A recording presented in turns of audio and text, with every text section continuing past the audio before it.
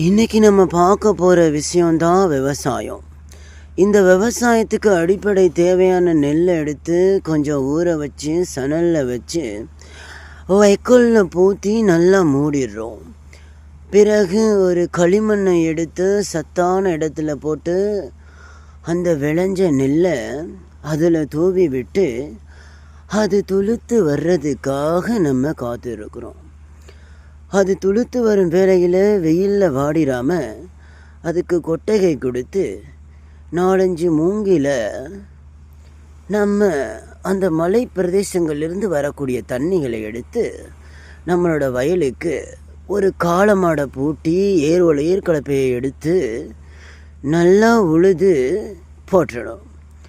அதுக்கப்புறம் பார்த்திங்கன்னா அந்த நெற்பயிர் ஃபுல்லாக நாற்று அப்படின்ற அளவுக்கு நல்லா வளர்ந்துடும்.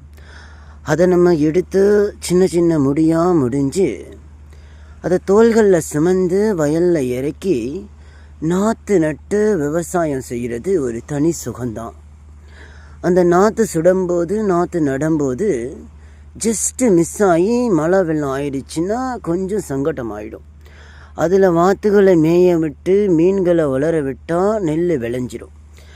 விளைஞ்ச நெல்லை அறுவடை செய்ய ஏற்ற நாள் வந்ததுக்கப்புறம் கைகளால் அதை அரிஞ்சு நாற்று நம்மளுடைய பாரம்பரிய முறைப்படி மிஷினில் உள்ள விட்டு அதை உலட்டி எடுத்தோன்னா நமக்கு நல்ல ஒரு நெற்கதிர்கள் நமக்கு கிடச்சிரும்.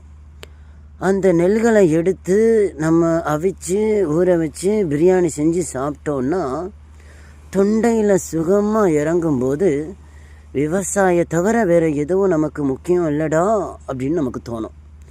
விவசாயம் செய்வோம், மனித குலத்தை காப்போன்றதை சொல்லிக்கிட்டு இயற்கை முறையில் அதை எப்படி அரைச்சி அதிலிருந்து நெல்லை புடைச்சி தூத்தி நமக்கு அரிசியாக எடுக்கிறாங்க அப்படின்றத பார்க்கும்போது நமக்கு ரொம்ப பெருமையாக தான் இருக்குது. இந்த மாதிரி நீங்கள் விவசாயம் செஞ்சுருக்கீங்களா, இல்லை உங்கள் அப்பா காலத்தோடு அது முடிஞ்சிருச்சா அப்படின்றத கமெண்டில் சொல்லுங்கள். எல்லாம் பன்னு பர்கரு வாங்கி தின்னுட்டு கக்கூஸில் போய் மெக்கிக்கிட்டு இருக்காமல் விவசாயத்தை செஞ்சு அரிசியை சமைச்சு இஞ்சி பூண்டு மிளகு போட்டு ரசம் வச்சு சாப்பிடுவோன்றதை தெரிவித்து கொண்டு இந்த அக்காவுக்கு ஒரு லைக் போட்டு போங்க. ரொம்ப பெருமையாக இருக்குது. தேங்க்யூ.